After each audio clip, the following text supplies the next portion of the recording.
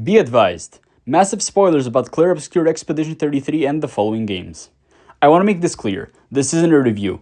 I'm fully assuming you're familiar with the story of the game, as I'm just gonna flip-flop between different topics. Think of it as simply me rambling on about something in my head. Alright, let's go on. A year or so back, I decided to check out Clair Obscur Expedition 33. I downloaded it via Game Pass and gave it a shot.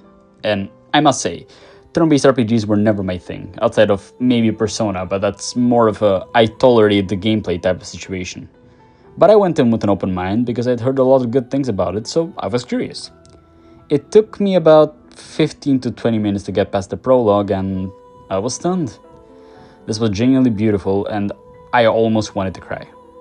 And for a bit of context, I am a very sensitive person IRL, yet for whatever reason that doesn't translate to media. Few movies make me get emotional, and almost none of them get me to the point of tears. And I mean, I do understand the feelings conveyed by them, and they hit, but just not that hard, if that makes sense. I can provide a short list of what I remember made me nearly tear up. Mafia 1's ending, Billy Elliot, Guilty Gear Xr's Sign Story, Alan Wake 2's End of Initiation, and Deathrock's song In the Night. Some more than others due to personal reasons. Clair Obscur managed to shoot itself into this list within 20 minutes.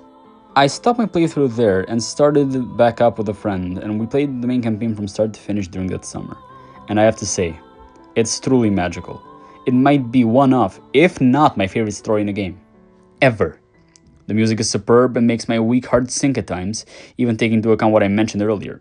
But why though? I would like to focus only on one part of E33's themes, which is what drove me to make this video. Its relationship with death. Expedition 33's opening prologue opens the game with a celebration of death. Or more accurately, the celebration of the life of those who will be passing. This is what is called the Day of the Gommage. I think this is more impactful if you enter it completely blind, like we did. Don't read any synopsis, don't even read the description of the game. You are thrown into this world and left to figure it out on your own. Which you can, but you're not truly prepared for it. We see all this through the eyes of our protagonist Gustav holding onto his ex-lover in her final moments as she withers away into red petals alongside every man and woman of age 33 in Lumiere. The scene is superb. We've only known Sophie for a total of 15 minutes and she's written so well that you feel like you've spent a lifetime with her. And the moment when you realize what's happening, it breaks you. It hits you right through the heart. Both the performance capture actors and the VAs nail the emotion of this scene. And it hits you. The music, the visuals, and you feel for the people of Lumiere, and in our case, Sophie and Gustav, what many movies and TV shows fail to make you feel in their entirety. This is one superb scene. This is where I understood that what I was getting into was something truly special. Moving on from this point, death is a recurring theme. It is at times shown as slow and beautiful in its destructiveness, allowing you to feel everything, yet nothing at the same time. The usage of petals when one withers away makes it look gorgeous, yet it is such an ugly thing that's happening. It gives you the feeling of someone leaving their mortal shell and going to a better place, yet it doesn't remove from the ugliness and emptiness that death brings. The other way death is portrayed in Clair Obscur is brutal.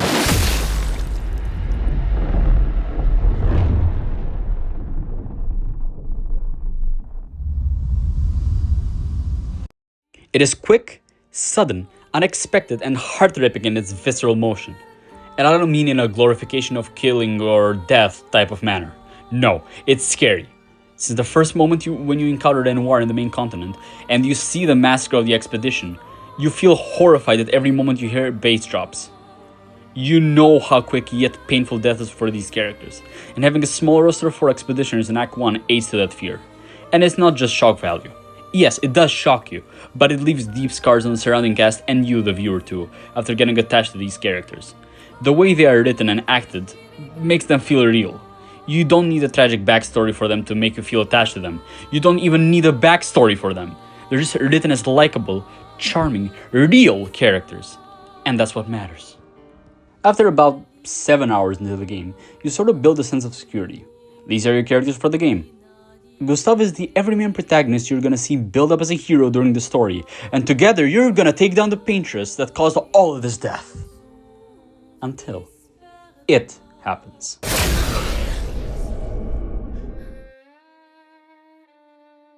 Gustav, your protagonist, dies in the first act of the game. There is no fake out, there is no revival. Gustav is dead. And he just got dealt with a snap of the fingers. This isn't just shock value. This is the game beating with the harsh truth. And it works. Nothing leading to this prepares you for the whiplash you're about to have. And the game does not put this bluntly. They make sure to show you the dead, bloodied corpse's lifeless eyes looking at you. It's not a gory image. It's a heartbreaking one. It's the game showing you that it has bigger balls than you'll ever have. This is the second time you realize that this game is different. You can't predict where it goes. This is where you realize that this game is like no other. It just killed your dear protagonist without a blink of the eye. Again, he didn't fake his death. This is no MGS2 fake out. No, Gustav is dead. All my friends closed the game as soon as this happened to recover. We quit the game for like a day. We wanted to know what would happen though. We wanted to kill Renoir for what he did to us and the characters in the story. Yet we needed time to recover from what just hit us. This is what I like to call our generation's Aerith moment. And Renoir is our Sephiroth. This is our generation's Final Fantasy VII. Our Aerith is dead, and there's nothing you can do to save him. God damn it, Charlie, I understand what you did to this generation. I'd like to move forward quite a bit with the story, to the next big important encounter with death. Sort of. Well, to preface this, we get introduced to Verso. A true protagonist? Well, you'll understand. If you have at least 2 brain cells and understand storytelling outside of aura farming, as the kids say, you'd most likely not get attached to Verso. You can like him, but you're probably put off by him. You don't have a sense of security like you did with Gustav. He's not the everyman voiced by Charlie Cox.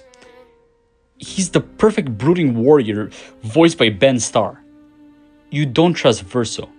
He's the antithesis of what Gustav was. He's perfect and mysterious. Too perfect. He's an immortal in a story of death. You can tell he's hiding something. Then you realize he's Renoir's son. And that gives you a fake sense of security. Like you've understood the mystery behind Verso. However, no, this game is deeper than that.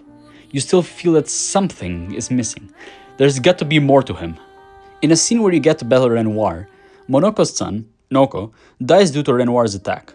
When asked if they can revive him, Monoko simply says that yes, but he won't be the same Noko they knew. Remember that detail. Having defeated Renoir and the Paintress, it appears that the day is saved. Until everyone gomages. And here you learn the truth of the story of Clair Obscur Expedition 33. This isn't real. This isn't the real world. This entire thing you saw, it's the story of a grieving family, destroyed by the death of a son. A family destroyed by the guilt of death, the pain of death, the obsession that comes after death, and the lack of ability to move past death. Verso died, similar to how Gustav died for us. He also can't be brought back. Verso is dead, and there's nothing his family can do. His mother creates this world on Verso's childhood canvas. She creates this perfect idea of her family, a family that can never die. The more you learn of the real Desandra family, the more you see how perverted these painted copies are. Not from a place of ill intent, from a place of pain. Verso is a perfect Gary Stu that cannot die. Renoir is the harsh man who makes bad, hard things to keep the family safe. And Alicia is the only one the fire took. However, remember what I mentioned about Noko? Regardless of what Aline wants, this isn't her Verso. He will never be. He doesn't want to. He knows Verso is dead, and staying in this canvas will kill Aline, his mother. At the end of the last act, you are given 2 options. Side with Verso and bring an end to the canvas and the painted world, forcing Mael, or Alicia, to accept Verso's death and for the whole family to move on. To where? We don't know. The other option is to side with Mael, who decides to fix everything and live in her perfect reality with everyone alive and happy, where she'll eventually die. The endings are titled A Life to Love and A Life to Paint respectively. I don't wish to go too deep into the endings themselves, but I like to talk about a few things regarding them.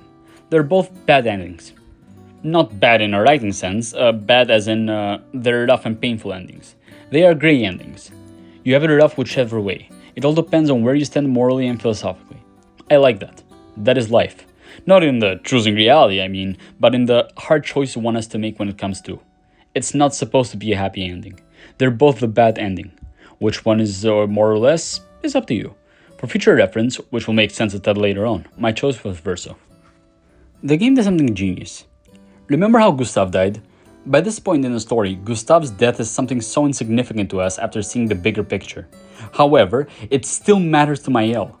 He was the game's way of trying to frame the choice Mael and Verso have to make in the end.